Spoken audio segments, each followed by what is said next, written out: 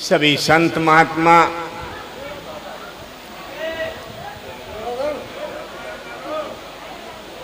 ये साध संगत, मातृशक्तियां, बंधुवर, सभी को हमारी सत्साई। देखे भाई, करीब 10 बजे से आपका ये सत्संग बहुत ही अच्छा चल रहा, बहुत ही सुंदर वाणियों से आप लोग श्रवण कर रहे हैं। और जिनके लिए ये सत्संग आप लोग कर रहे हैं, वो भी शायद जहां कहीं वे दिवंगत आत्मा होंगी सतगुरु के करीब, वे भी अपने आप को धन्य पा रही होंगी कि मेरे पीछे मेरा परिवार मेरे लिए एक ऐसा यज्ञ कर रहा है जिससे मेरी आत्मिक शांति सुलभ हो सकती है। जब ऐसा यज्ञ किया जाता है, कोई भी करे, हमें बहुत ही अच्छा लगता है।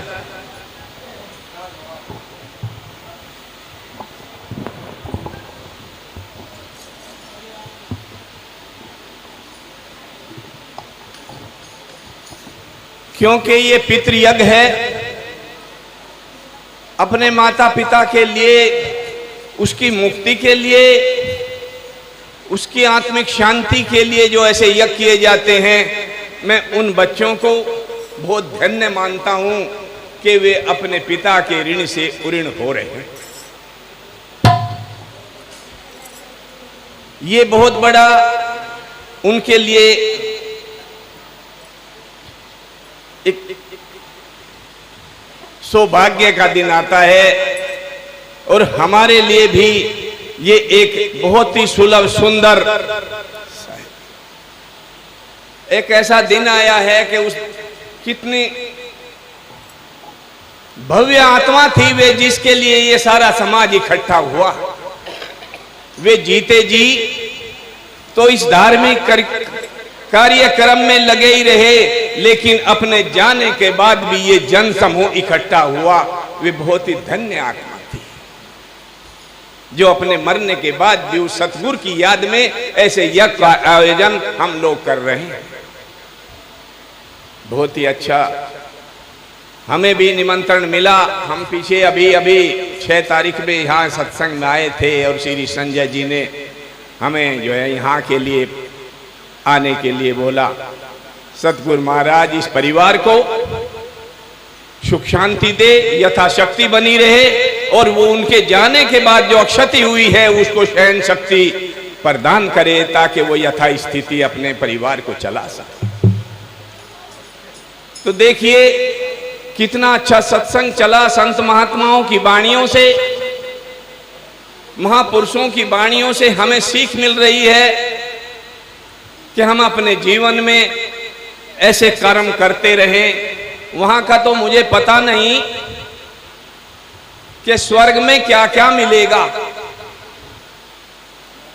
स्वर्ग में क्या क्या मिलेगा ये बताने वाले लाखों फिरे हैं, पर इस धरती पे कैसे है रहना ये बताने वाला कोई नहीं है। क्योंकि हमें रहना तो यहां है। वहां तो कहते हैं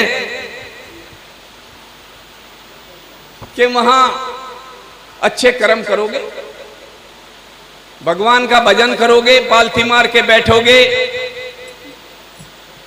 दान करोगे, तो तुम्हारे जो है स्वर्ग मिलेगा, मुक्ति मिलेगी। वहां का नहीं मुझे पता मुक्ति मिलेगी कि नहीं मिलेगी, लेकिन अगर तुम दान करोगे, तुम अच्छा कर्म करोगे, तो तुम्हें यहां जो है जो यश मिलेगा, जो तुम्हें तुम्हारे जीवन में जो मनुष्य जीवन पाया है उसका सुख मिलेगा। इसलिए ये हमारा कर्तव्य हो जाता है कि हमने जो ये मनुष्य शरीर पाया है, इससे हम वो काम करें जो मेरे करने से दूसरों को सुख मिलता हो। ऐसे काम हमें करना चाहिए। ये सत्संग हमें जो है ये प्रेरणा देता है कि हम जो भी कर्म करें, हम उस पर यह विचार करें कि मेरे करने से किसी को कोई कठिनाई या कोई दुख तो नहीं हुआ। जब भी आप कोई कर्म करते हैं ये मनुष्य जीवन बार बार नहीं मिलता। ऐसा संत महात्माओं का कथन है, वेद पुराणों का कथन है कि ये मनुष्य शरीर मिले नहीं दोबारा, फिर नहीं मिलेगी ये नरकाया, ऐसा आप लोग गाते हैं। तो क्योंकि उसमें आया है कि 2.25 करोड़ वर्ष के बाद ये मनुष्य शरीर मिलता है। 2.25 करोड़ वर्ष में ये 1,84,000 योनियां जो बताते हैं कि उतना भुगतने के बाद सतगुरु महाराज मेहरबान होता है और वो कहता है कि जाओ अब के इसे मौका दे दो, मनुष्य का शरीर दे दो, शायद अब के ये कुछ अच्छा कर्म करे ताकि ये अपनी जिंदगी में अपनी सदगति पा सके। नहीं तो ये अधोगति, जिन्हें हम पशुओं की योनि कहते हैं, पक्षियों की, उन्हीं में भटकता रहता है। लेकिन हम उनकी मिसाल देके उनका भी अपमान करते हैं, उन पशु पक्षियों का भी। आपने गधा देखा, सभी ने देखा होगा, गधा तो सभी जानते होंगे। बैठ जाओ। आपने गधा देखा सभी ने, और उसको जब भी कोई आदमी को कहता है अरे तू गधा है क्या, यानी कि उसे मूर्ख समझता है, तब गधे की मिसाल देता है। लेकिन गधा भी अपने धर्म के विरुद्ध कभी नहीं जाता। जब समय होती है उसी के अनुसार काम करता है। आप उसे सुबह तंबाकू के खेत में खड़ा कर दो गधे को, और शाम तक खड़ा रखो, वो एक पत्ता नहीं छूता, क्योंकि वो उसका भोजन है ही नहीं। और ये मनुष्य क्या करता है, पहले तो आग में रख के उस तंबाकू को, धुएं को पीता था। अब वो धीरे धीरे चलन कम हुआ तो बीड़ी सिगरेट पे आ गया। बीड़ी सिगरेट जो है महंगा हुआ तो अब जो है वो कुछ बाजार में मिलता है, वो कुछ सफेद सफेद सा, काला काला सा रगड़ रगड़ के उसके पंखे मारता। और सरकार ने अब इतना आसान कर दिया कि फैक्ट्रियां लगा के वो पैकेट बना दिए, कुछ रगड़ना ही नहीं पड़ता, पैकेट फाड़ो और पंखे मारो। अरे बनाने वाले अपने स्वाद के लिए आप ही तो लोग हैं।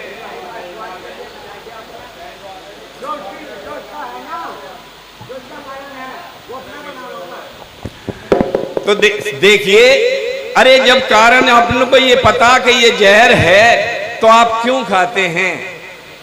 ये मनुष्य का शरीर इसीलिए तो सर्वोपरि है, सबसे बढ़िया है। इसमें विचार शक्ति है, ज्ञान शक्ति है, बुद्धि शक्ति है। और जिनकी हम मिसाल दिया अभी गधे की, वो इससे भी बढ़िया है, क्योंकि वो मूर्ख होते हुए भी उस चीज को ले ही नहीं रहा। इसलिए तो समझाया, इसीलिए तो इस मनुष्य को सत्संग की जरूरत पड़ी। सारे दिन कुछ किसी के साथ गाली देता, किसी के साथ बुरा बोलता, किसी के साथ लड़ाई करता, और कभी कभी निरामिष भोजन खाता, तो शाम तक इतने काम गलत करता, तो इसलिए इसके अंदर में जो है इतने विकार पैदा हो जाते हैं कि इसे सत्संग की जरूरत पड़ती है।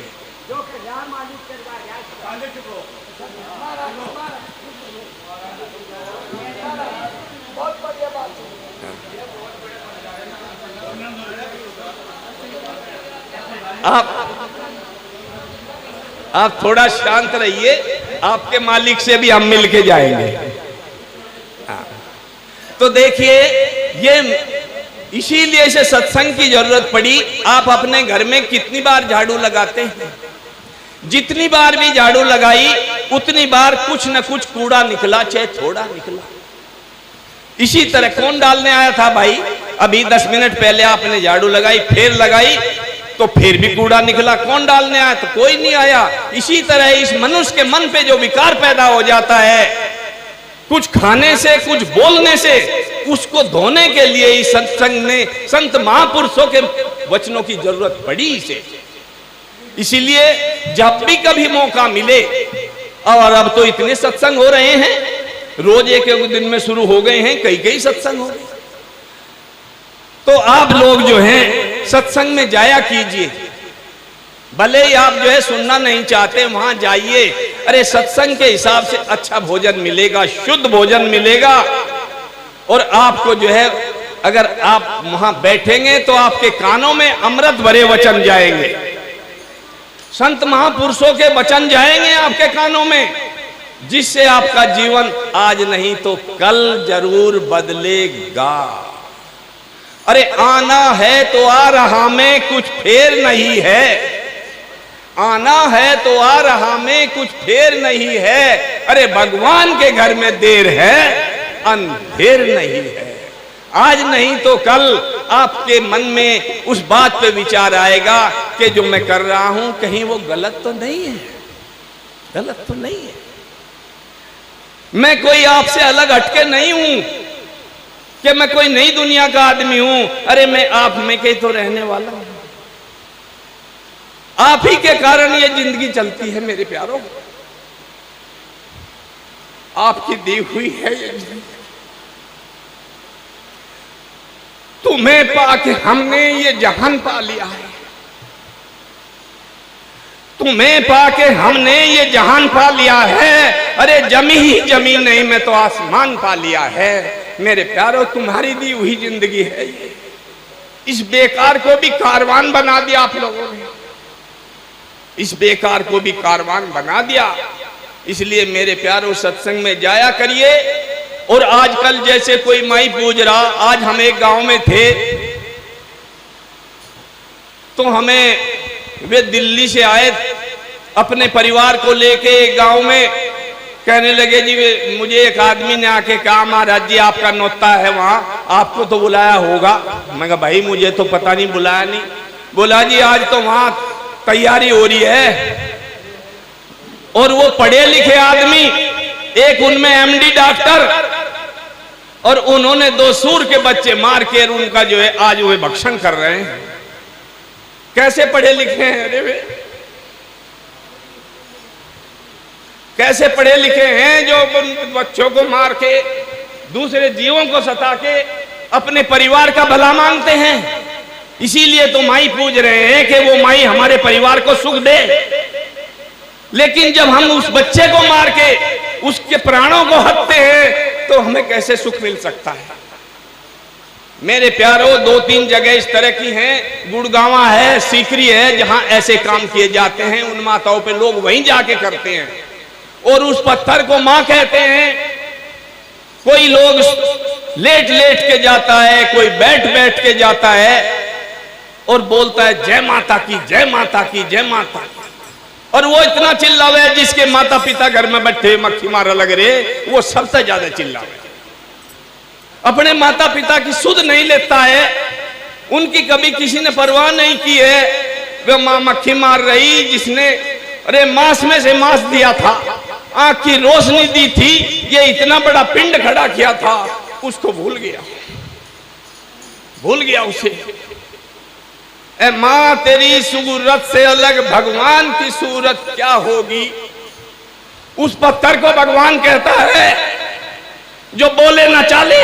अरे जो बोलता था उसकी सेवा नहीं की, उसके मुंह से आशीर्वाद निकलता, सारी परेशानी दूर हो जाती मेरे प्यारे।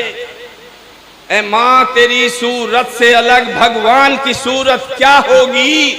ममता ही लुटाते जिसके नैन, उससे अच्छी मूरत क्या होगी। 33 कोट देवता आंचल में पले तेरे, है स्वर्ग यही माता कदमों के तले तेरे। अरे मां के पैरों में स्वर्ग है मेरे प्यारों। ये जो मैं खड़ा बेकार आदमी, ये मेरे माता पिता की ताकत है, मेरे गुरु की भी ताकत नहीं। उसने इसे बनाया, उस माता पिता ने बोलने की शक्ति दी। नहीं तो वो सोच लेते जब मेरा 15 साल की उम्र में मेरा हाथ कटा, लेकिन उन्होंने मेरा पीछा नहीं छोड़ा। हम 5 भाई थे, उन्होंने कहा रे ये तो पत्थर तोड़ेंगे, जिंदगी गुजारेंगे, तू क्या करेगा, तू पढ़, विद्या ही तेरा धन है। और मेरे माता पिता ने मेरे पीछे अपनी जिंदगी लगा दी, मुझे पढ़ाया लिखाया और इतना कामयाब किया, मुझे सरकार में हिस्सेदार बना दिया। और ये उन्हीं की बनाई हुई जिंदगी। आज जिसे 42,000 रुपए पेंशन सरकार दे रही है, ये मेरे माता पिता की ताकत है, मेरे माता पिता का आशीर्वाद है। मैं आप लोगों में आता हूं किसी के 150 रुपए की दक्षिणा के लिए नहीं, ये आपका प्यार लेके आता है, आपका प्यार लेके आता है, ये समाज लेके आता है। मैं पिल के सभी चेहरे मेरी माला के पारे हैं, अरे आपके दर्शन हो जाते हैं, बस मेरी भक्ति हो जाती है। संत महात्माओं के दर्शन होते हैं, ये भक्ति हो जाती है। मैंने उस परमात्मा को नहीं देखा जिसका हम रोज भजन करते हैं, गाते हैं। मैंने आप लोगों को देखा, अपने माता पिता को देखा। आपके पास भी माता पिता हैं, उसे भूलना नहीं, सेवा करना, संत महात्माओं की सेवा करना। आप अभी पीछे गाया भी था, मैं सुन रहा था कि 67 का फल एक है, घर आया एक संत जिमाया, पीतर पाथर पूज के इनमें क्या कुछ पाया। वहां कुछ नहीं है पत्थर पूजने में, अगर है तो या तो संत को जिमाइए या अपने माता पिता की सेवा कीजिए। मुझे नहीं मालूम वहां स्वर्ग में क्या मिलता है, लेकिन जो यहां मिलता है, मैं चारों खाने भरपूर हूं, खुश हूं मैं, क्योंकि मेरे ऊपर मेरे संतों का आशीर्वाद है, मेरे माता पिता का आशीर्वाद है। मेरे प्यारो, भगवान को फिर ढूंढ लियो, भगवान कहीं नहीं जा रहा। दूसरे के साथ में अच्छा व्यवहार कीजिए, मीठा बोलिए, प्यारा बोलिए। अगर कोई रिश्तेदार तुम उसका जो है कोई पैसे के हिसाब से सहायता नहीं कर सकते, दुख दर्द में है वो, तो इतना तो कर सकते हो कि उसके पास जाके ये तो कह सकते हो कि भाई चिंता ना करे, घबराओ ना, भगवान सब ठीक करेगा, सतगुरु महाराज सब ठीक करेगा। जब ऐसा प्यारे वचन बोलोगे तो उसके अंदर ताकत आएगी, उसे ये पता लगेगा कि कोई मेरा इस जीवन में है। हम ये कभी कभी कह देते हैं, गाते भी हैं कि यहां कोई किसी का नहीं है। अरे यही तो है, और कहां होगा। जब आप 11 साल की उम्र से लेके जब ये होश संभालता है 11 साल की उम्र में, और उसके बाद किसी की उम्र 70 साल है, किसी की 60 साल है, किसी की 90 साल है, उसके बीच में जो समय आप लोगों को मिला वो एक दूसरे की सेवा करने के लिए ही तो मिला। और उसमें कहते हैं कि आप यहां कोई किसी का नहीं। अरे मरने के बाद ही तो कोई किसी का नहीं, जीते जी तो आप सबके हैं।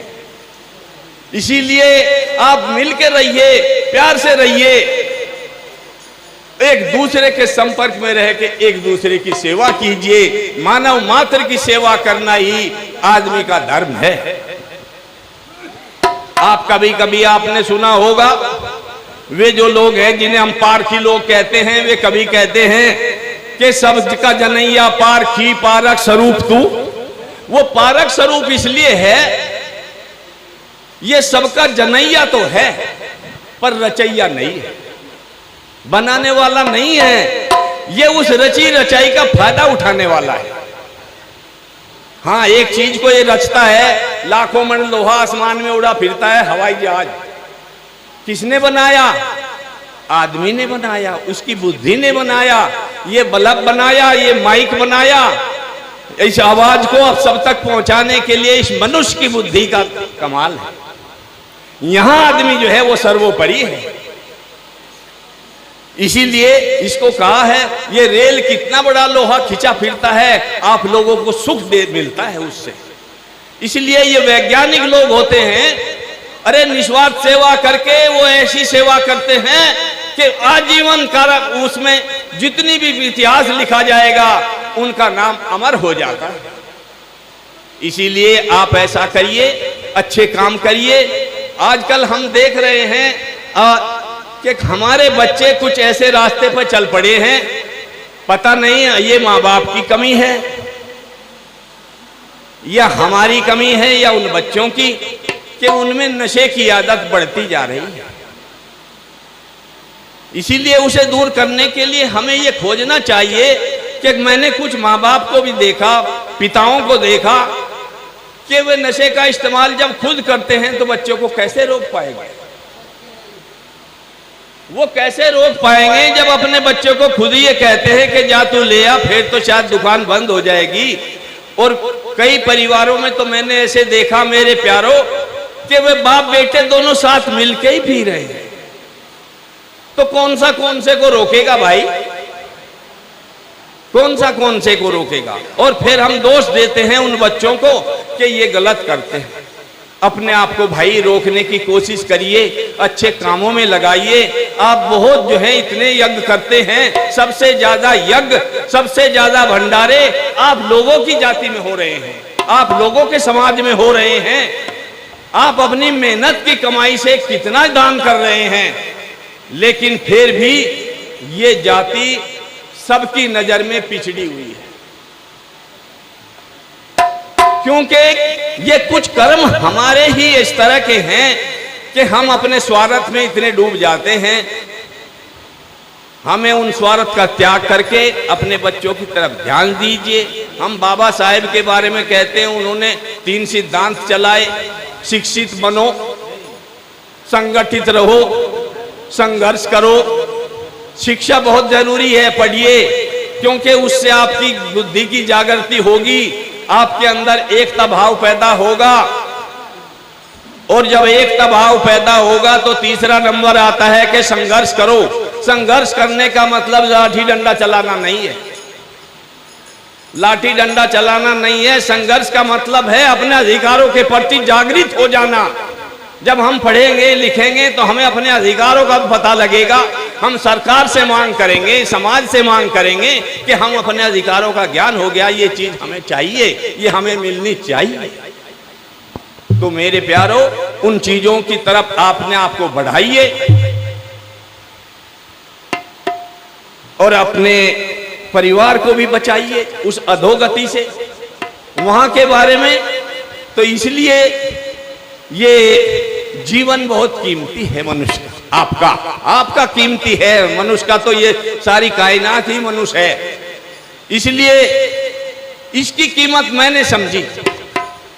क्योंकि मैंने अपने शरीर को खोया तो मैं इसकी कीमत समझूं। आप सबके दोनों हाथ हैं, इसलिए आप इसकी कीमत नहीं जब पता लगेगा आपको नहीं पता लगेगा। किसी चीज को खो जाने के बाद उसकी कीमत का पता लगता है, जब उसके बिना वे काम अधूरे रह जाते। हम कहीं नल के ऊपर खड़े होके ये इंतजार करते हैं कि कोई दूसरा आदमी आएगा, हमें इसमें से पानी खींच के देगा, हमें इसमें से कोई पानी खींच के देगा। हम तो खड़े होके दूसरे का इंतजार करते हैं। जिस दिन हमने ये भेख लिया, हमने अपने गुरुजी से कहा, गुरुजी हमें भेख दो ना दो, लेकिन मैं अपने परिवार को नहीं छोड़ पाऊंगा। परिवार को छोड़ने का मतलब मेरा ये नहीं था कि मुझे उसमें आसक्ति है, मुझे पत्नी चाहिए, मुझे बेटा चाहिए, या मुझे घर में रहना चाहिए, वो नहीं चाहिए मुझे। मैं उससे बहुत पहले से आजाद हूं। लेकिन अगर इस उंगली में कहीं कांटा भी चुभ जाए तो इसके ऊपर पट्टी लगाने वाले के लिए दूसरे आदमी की जरूरत पड़ेगी। मुझे सारे की जरूरत है। आजकल कौन किसकी सेवा करता है, इसलिए महाराज जी ये मुझे इसकी इजाजत देना, अपने शरण में तो रखना। लेकिन मैं, कई लोगों ने कहा महाराज जी जब भेख ले लिया घर छोड़ दो, घर छोड़ दो, बता तू अपने घर लेके चलेगा, मुझे एक दिन भी पूरा नहीं कर पाएगा। इस शरीर में जब रोग हो जाता है, ज्ञान भी कई किलोमीटर चले जाता है, कई किलोमीटर चले जाता है ज्ञान। जब इसके अंदर दर्द थमाता है, ये दर्द में चिल्लाता है, लोग ये कहते हैं उठा के ले चलो, जल्दी डॉक्टर के पास ले चलो। तो मेरे प्यारों, यहाँ सब एक दूसरे का है, उसकी सहायता करिए, आपस में प्यार से रहिए, मिल के चलिए। ये इस मनुष्य का कर्तव्य है, आप सबका कर्तव्य है, यही मनुष्य का जीवन है। ये संत महात्मा हमें यही तो सीख दे रहे हैं। कभी उसने महाराज जी समनदास जी ने आप लोगों को कहा घर छोड़ के भाग जाओ? कभी नहीं कहा। रविदास जी ने भी किसी को नहीं कहा घर छोड़ के भाग जाओ। अरे जिस चीज को आप जंगलों में प्राप्त करना चाहते हैं, घरों में, पर्वतों में ढूंढना, कंदरों में ढूंढना चाहते हैं, आप जो हैं उसे अपने घर में रह के अपने सात्विक जीवन से प्राप्त कर सकते हैं। अच्छा आचरण चलिए, अच्छा भोजन खाइए, आपकी बुद्धि स्वस्थ होगी, अच्छे कपड़े पहनिए, अच्छे विचार रखिए और अपने जीवन को सुधार में ले जाइए। 5 तत्व का शरीर बनाया उस कारीगर ने गढ़के रे। 5 तत्व का शरीर बनाया उस कारीगर ने गढ़के रे। मन मूरख तू भजन करया कर 4 घड़ी के तड़के रे। भजन करने का मतलब पालथी मारना नहीं। आप सुबह ही उठिए और उठ के अपने माता पिता के चरण छूइए। माताओं से भी स्पेशल प्रार्थना है कि बाबा साहेब रविदास जी, कबीरदास जी, शमनदास जी और अन्य महापुरुष सब मां के गर्भ से पैदा हुए, तो उन्हें जो संस्कार मिला वो उनकी माताओं से मिला। इसलिए माताओं, आपका कर्तव्य हो जाता है कि सुबह उन्हें उठाइए, उनका मुंह हाथ धोइए, मुंह हाथ धो के उन्हें बताइए तुम अपने बाबा के चरण छुओ, तुम अपने पिताजी के चरण छुओ, ये तुम्हारे ताऊ हैं, ये तुम्हारे चाचा हैं। उसके बाद उन्हें नाश्ता दीजिए, बगल में बस्ता दीजिए और उन्हें बोलिए स्कूल जाइए। और जो भी तुम्हें रास्ते में मिले, संत महात्मा मिले, तुम्हारा बड़ा मिले, टीचर मिले, कोई भी मिले, उसको सत साहेब बोलिए, उसको राम राम बोलिए, उसको नमस्ते बोलिए, उनको ऐसे संस्कार दीजिए। हम कई गांवों में घूमते हैं, अरे दूसरी जाति के बच्चे हमें कोई सत साहेब बोलता, कोई नमो नारायण बोलता है, लेकिन हमारी जाति का बच्चा तो सत साहेब क्या, सर झुका के बगल से निकल जाता है, बोलना ही नहीं चाहता, बोलना ही नहीं चाहता, क्योंकि उसे घर से ही ऐसे विचार नहीं मिले। तो मेरे प्यारो, ये दोष हमारा है, हम उस दोष को दूर करें और उन सब इन वचनों पे चल के हम आप सब लोगों को, आप लोगों ने अपनी नींद जो था उसका त्याग किया, किराया भाड़ा लगा के यहाँ तक आए। सभी माताओं का, पिताओं का मैं धन्यवाद करता हूं, मैं इन सब का आभारी हूं। आके आप सबने इस यज्ञ को सफल बनाया, हमें आप लोगों ने दर्शन दिए, हमारा जीवन धन्य कर दिया कि हम आप लोगों के बीच में आए। सतगुरु महाराज आपके परिवार में जिसकी चीज की जरूरत हो, धन की जरूरत हो, धन की पूरी करे, अन्न की जरूरत पूरी करे, आपके बच्चों में विद्या बढ़े, आपके बच्चों का रोजगार लगे, ये हम अपने सतगुरु से प्रार्थना करते हैं कि वो आपका जीवन सफल हो, फले फूले और आपका कल्याण हो। सतगुरु महाराज आप पे मेहरबान हो। इन्हीं शब्दों के साथ हम अपनी वाणी को विराम देते हैं। बोलो साधो सत साहेब।